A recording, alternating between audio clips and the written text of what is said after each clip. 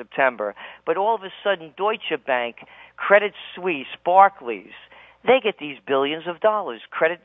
Deutsche Bank, for example, they got $12 billion of our money. Because if AIG failed, the world would come to an end. Well, and it was so disingenuous, too, because our politicians didn't have the cojones to sit there and take the money from us as taxpayers and hand it to these foreign bankers. What they did is they took it from us, put it into a stimulus plan, a bailout plan, gave it to the bankers, the investment bankers. The investment bankers turned around and put it in the banks, and the banks sent it overseas. They still got it, but nobody ever leveled with the American people. I get so incensed because of the shell games that are going on that the average American sits out there and they really think the government is going to take care of them. I know. The bankers of the world are absolutely robbing these countries blind. And it's, you know something? I don't really hold it against the bankers. If I could go to the U.S. government and say, give me this money, and the government did it, how can I hold it against the bankers if our government is too stupid and just hands them the money? It's not that they're too stupid and they're handing them the money. Wall Street has hijacked Washington. The reason they're giving the money to all these different front men before it gets to Deutsche Bank is so that everybody can get a piece of the take. Hey, and let me get Ron in here for a little bit, too. I know Ron has wanted to talk to you for a long time. Yeah, it's funny. I just spent a couple minutes going back and tracking down a Yahoo story I saw last week, because I think a lot of people are going to hear Gerald and say, he's comparing New York City to Mexico City, and he's saying about kidnappings and all the crime. I mean, it sounds like he's talking about another Depression era. Well, I pulled up a Yahoo story here that talks about how all of these survivalist-type stores are doubling and tripling their business recently. And the funny thing is they're interviewing a guy who gets regular deliveries shipped to him, Federal Express, he's getting, and UPS, he's getting all sorts of water purifiers and all this kind of stuff, and he's got water stocked and all this.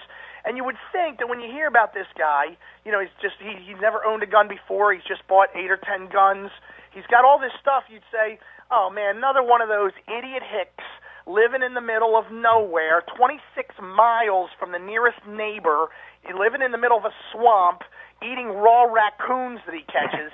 This guy lives in Las Vegas.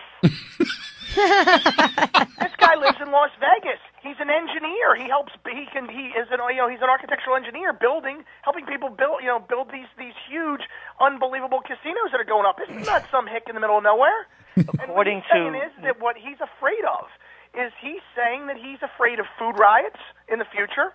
He's afraid of this and that. So they also interview one of the places that he gets a lot of his stuff that he's storing, and they said their business has increased 300% in the past 3 months. In latest reports coming out of New York in the media is that in the trendy areas of New York, the West Village, Tribeca, they're looking at crime increases in the last year at 44%. And that's with gun control in the city. Hey, Gerald, let me ask you a quick question. Can you stay with us for one more break? I know we only had one planned. Can you stay with us for one more segment? I certainly can. All right, let's take a quick break here. We're going to come right back with Amanda and Dan and Ron and Gerald. And by the way, do you know this economy is so bad that the mafia has started to lay off judges? Oh, that's so sad.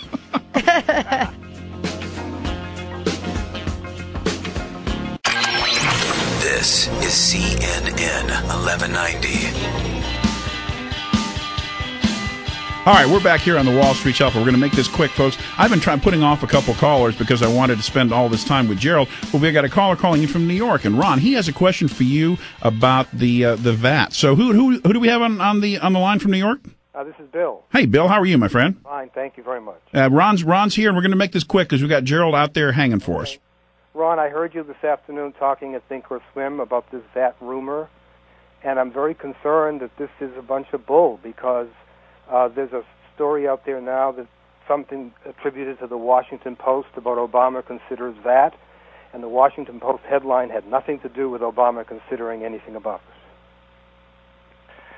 Well, there? what I've heard is it might not be Obama personally sitting looking at this thing, but I was told the rumor is that the government is considering a VAT tax in order to be able to have enough money to afford what they want to do with the health care plan.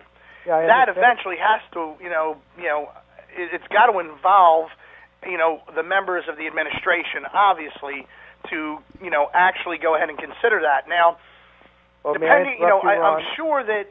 Well, let's make this quick, guys, because the government is considering the VAT tax. There's never been a question about that. There's the senator, I forget his name, who's on the committee, said we should consider everything. That's as far as it's gone. How are the states in this country ever going to be able to sustain themselves if they have to give up the sales tax? Hey, it's preposterous. Well, this will be on top of the sales tax. Pardon me? This will be on top of state sales tax.